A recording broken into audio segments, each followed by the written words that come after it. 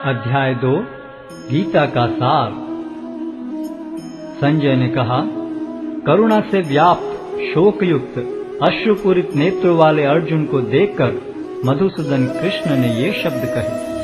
श्री भगवान ने कहा, हे अर्जुन, तुम्हारे मन में यह कलमश आया कैसे?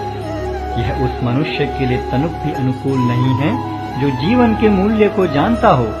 इससे उच्च लोक की नहीं अपितु अपयश की प्राप्ति होती है। हे प्रतापुत्र, इस हीन नपुंसकता को प्राप्त मत हो, यह तुम्हें शोभा नहीं देती। हे शत्रुओं के दमन करता, हृदय की शुद्ध दुर्बलता को त्याग कर युद्ध के लिए खड़े हो। अर्जुन ने कहा, हे शत्रुहंता, हे मधुसूदन, मैं युद्ध भूमि में किस तरह भीष्म तथा द्रोण जैसे पूजनीय व्यक्तियों पर उलटकर बाण चलाऊंगा। ऐसे महापुरुषों को जो मेरे गुरु हैं, उन्हें मारकर जीने की अपेक्षा इस संसार में भीख मांगकर खाना अच्छा है। भले ही वे सांसारिक लाभ के इच्छुक हों, किंतु हैं तो गुरुजन ही। यदि उनका वध होता है तो हमारे द्वारा भोग्य प्रत्येक वस्तु उनके रक्त से सनी होगी। हम यह भी नहीं जानते कि हमारे लिए क्या श्रेष्ठ है, उनको जीतना या उनके द्वारा जीते जाना। यदि हम धृतराष्ट्र के पुत्रों का वध कर देते हैं तो हमें जीवित रहने की आवश्यकता नहीं है, फिर भी वे युद्ध भूमि में हमारे समक्ष खड़े हैं। अब मैं अपनी कृपण दुर्बलता के कारण अपना कर्तव्य भूल गया हूँ और सारा धैर्य खो चुका हूँ। ऐसी अवस्था में मैं आपसे पूछ रहा हूँ कि जो मेरे लिए श्रेयस्कर हो उससे निश्चित रूप से बताएं। अब मैं आपका शिष्य हूँ और आपका शरणागत हूँ, कृपया मुझे उपदेश दें। मुझे ऐसा कोई साधन नहीं दिखता जो मेरी इंद्रियों को सुखाने वाले इस शोक को दूर कर सके। स्वर्ग पर देवताओं के अधिपत्य की तरह इस धन धान्य संपन्न सारी पृथ्वी पर निष्कंटक राज्य प्राप्त करके भी मैं इस शोक को दूर नहीं कर सकूंगा। संजय ने कहा, इस प्रकार कहने के बाद शत्रुओं का दमन करने वाला अर्जुन कृष्ण से बोला, हे गोविंद, मैं युद्ध नहीं करूंगा, और चुप हो गया। हे भरतवंशी धृतराष्ट्र, उस समय दोनों सेनाओं के मध्य शोकमग्न अर्जुन से कृष्ण ने मानो हंसते हुए ये शब्द कहे। श्री भगवान ने कहा, तुम पांडित्यपूर्ण वचन करते हुए उनके लिए शोक कर रहे हो जो शोक करने योग्य नहीं है। जो विद्वान होते हैं वे न तो जीवित के लिए न ही मृत के लिए शोक करते हैं। ऐसा कभी नहीं हुआ कि मैं न रहा हूँ या तुम न रहे हो, अथवा ये समस्त राजा न रहे हों, और न ऐसा है कि भविष्य में हम लोग नहीं रहेंगे। जिस प्रकार शरीरधारी आत्मा इस शरीर में बाल्यावस्था से तरुणावस्था में और फिर वृद्धावस्था में निरंतर अग्रसर होता रहता है, उसी प्रकार मृत्यु होने पर आत्मा दूसरे शरीर में चला जाता है। धीर व्यक्ति ऐसे परिवर्तन से मोह को प्राप्त नहीं होता। हे कुंती पुत्र, सुख तथा दुख का क्षणिक उदय तथा कालक्रम में उनका अंतर्धान होना सर्दी तथा गर्मी की ऋतुओं के आने जाने के समान है।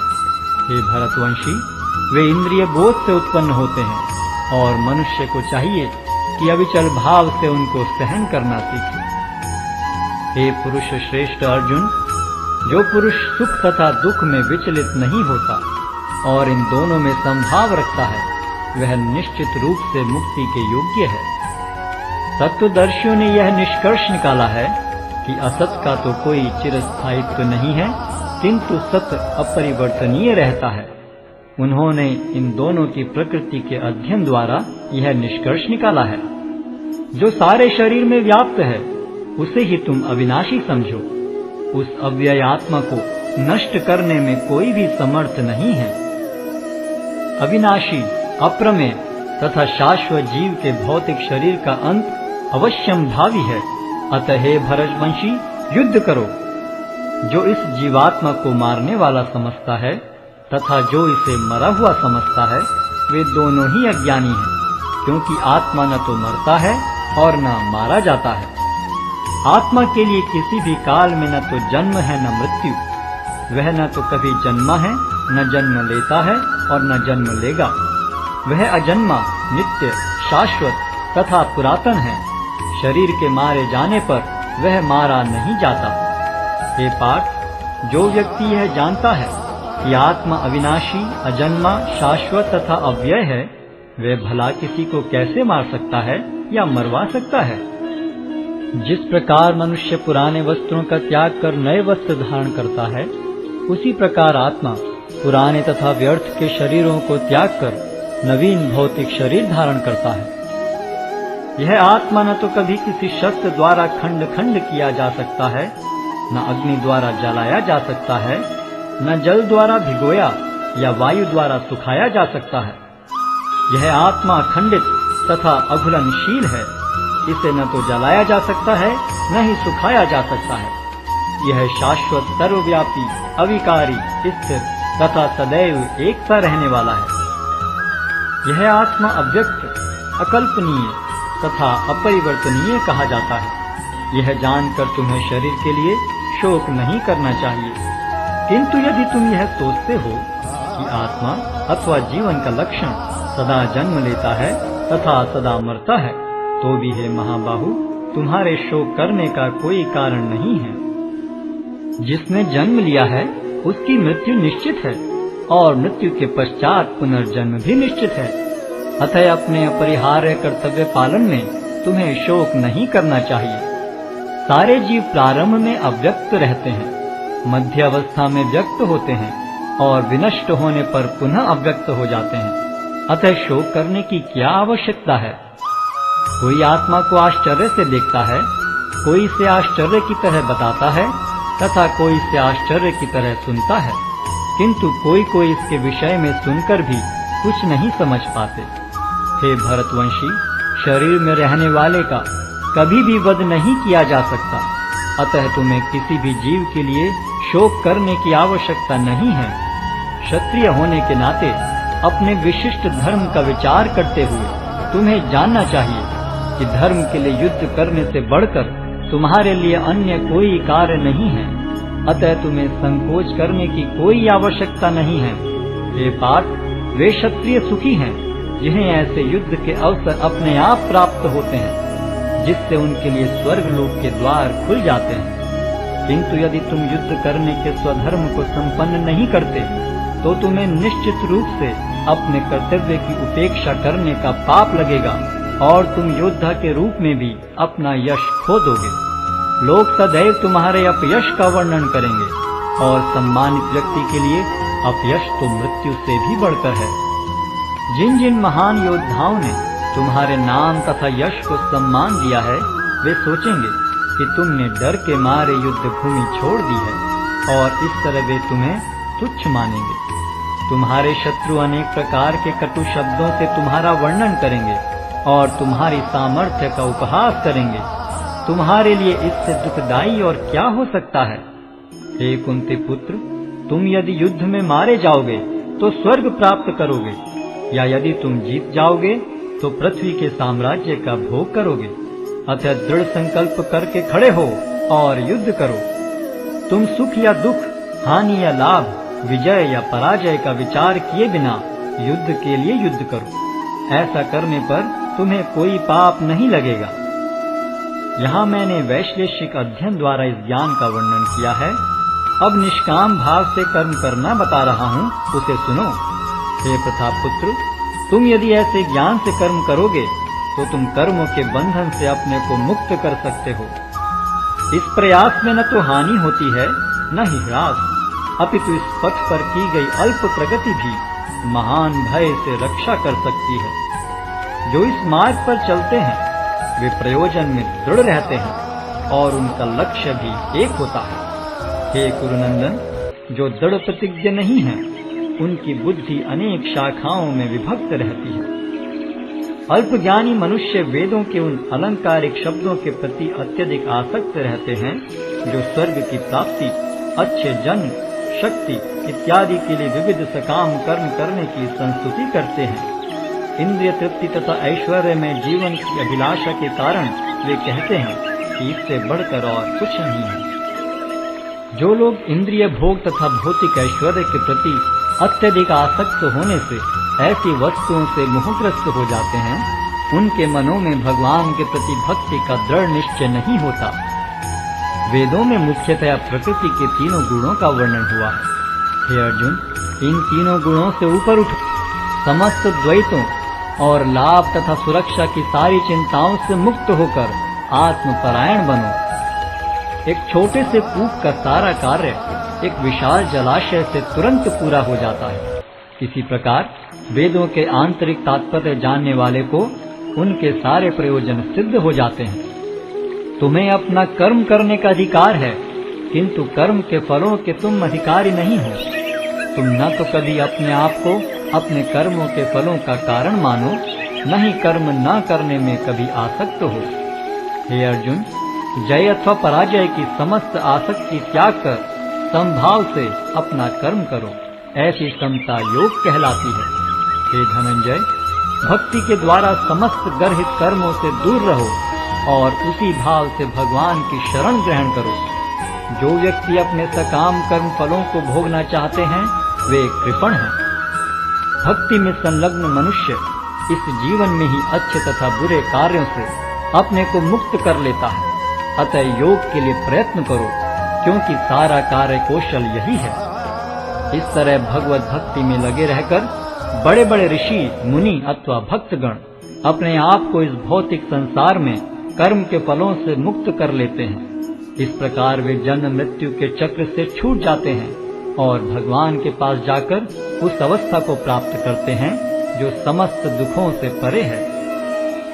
जब तुम्हारी बुद्धि मोह रूपी सघन वन को पार कर जाएगी तो तुम सुने हुए तथा सुनने योग्य सबके प्रति अन्य मनस्क हो जाओगे। जब तुम्हारा मन वेदों की अलंकारमयी भाषा से विचलित न हो और वह आत्म साक्षात्कार की समाधि में स्थिर हो जाए, तब तुम्हें दिव्य चेतना प्राप्त हो जाएगी। अर्जुन ने कहा, हे कृष्ण, अध्यात्म में लीन चेतना वाले व्यक्ति के क्या लक्षण हैं? वह कैसे बोलता है तथा उसकी भाषा क्या है? वह किस तरह बैठता और चलता है? श्री भगवान ने कहा, हे पार्थ, जब मनुष्य मनोधर्म से उत्पन्न होने वाली इंद्रिय तृप्ति की समस्त कामनाओं का परित्याग कर देता है और जब इस तरह से विशुद्ध हुआ उसका मन आत्मा में संतोष प्राप्त करता है, तो वह विशुद्ध दिव्य चेतना को प्राप्त स्थित प्रज्ञ कहा जाता है, जो त्रय तापों के होने पर भी मन में विचलित नहीं होता अथवा सुख में प्रसन्न नहीं होता और जो आसक्ति, भय तथा क्रोध से मुक्त है, वह स्थिर मन वाला मुनि कहलाता है। इस भौतिक जगत में जो व्यक्ति न तो शुभ की प्राप्ति से हर्षित होता है और न अशुभ के प्राप्त होने पर उससे घृणा करता है, वह पूर्ण ज्ञान में स्थिर होता है। जिस प्रकार कछुआ अपने अंगों को संकुचित करके खोल के भीतर कर लेता है, उसी तरह जो मनुष्य अपनी इंद्रियों को इंद्रिय विषयों से खींच लेता है, वह पूर्ण चेतना में दृढ़ता पूर्वक स्थिर होता है। देहधारी जीव इंद्रिय भोग से भले ही निवृत्त हो जाए, पर उसमें इंद्रिय भोगों की इच्छा बनी रहती है। लेकिन उत्तम रस के अनुभव होने से ऐसे कार्यों को बंद करने पर वह भक्ति में स्थिर हो जाता है। हे अर्जुन, इंद्रियां इतनी प्रबल तथा वेगवान हैं कि वे उस विवेकी पुरुष के मन को भी बलपूर्वक हर लेती हैं, जो उन्हें वश में करने का प्रयत्न करता है। जो इंद्रियों को पूर्णतया वश में रखते हुए इंद्रिय संयम करता है और अपनी चेतना को मुझ में स्थिर कर देता है, वह मनुष्य स्थिर बुद्धि कहलाता है। इंद्रिय विषयों का चिंतन करते हुए मनुष्य की उनमें आसक्ति उत्पन्न हो जाती है और ऐसी आसक्ति से काम उत्पन्न होता है और फिर काम से क्रोध प्रकट होता है। क्रोध से पूर्ण मोह उत्पन्न होता है और मोह से स्मरण शक्ति का विभ्रम हो जाता है।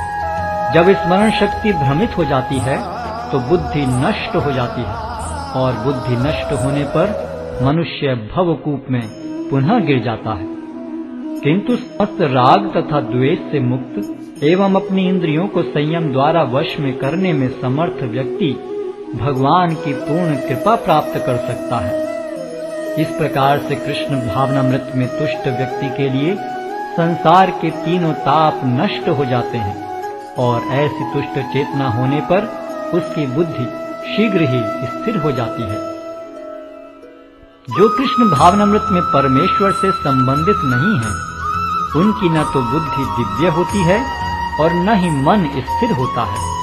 जिसके बिना शांति की कोई संभावना नहीं है, शांति के बिना सुख हो भी कैसे सकता है। जिस प्रकार पानी में तैरती नाव को प्रचंड वायु दूर बहा ले जाती है, उसी प्रकार विचरणशील इंद्रियों में से कोई एक जिस पर मन निरंतर लगा रहता है, मनुष्य की बुद्धि को हर लेती है। अतः हे महाबाहु, जिस पुरुष की इंद्रियां अपने अपने विषयों से सब प्रकार से विरत होकर उसके वश में है, उसी की बुद्धि निस्संदेह स्थिर है। जो सब जीवों के लिए रात्रि है, वह आत्म संयमी के जागने का समय है, और जो समस्त जीवों के जागने का समय है, वह आत्म निरीक्षक मुनि के लिए रात्रि है। जो पुरुष समुद्र में निरंतर प्रवेश करती रहने वाली नदियों के समान इच्छाओं के निरंतर प्रवाह से विचलित नहीं होता और जो सदैव स्थिर रहता है, वही शांति प्राप्त कर सकता है, वह नहीं जो ऐसी इच्छाओं को तुष्ट करने की चेष्टा करता हो। जिस व्यक्ति ने इंद्रिय तृप्ति की समस्त इच्छाओं का परित्याग कर दिया है, जो इच्छाओं से रहित रहता है और जिसने सारी ममता त्याग दी है तथा अहंकार से रहित है, वही वास्तविक शांति को प्राप्त कर सकता है। यह आध्यात्मिक तथा ईश्वरीय जीवन का पथ है, जिसे प्राप्त करके मनुष्य मोहित नहीं होता। यदि कोई जीवन के अंतिम समय में भी इस तरह स्थित हो, तो वह भगवत धाम में प्रवेश कर सकता है।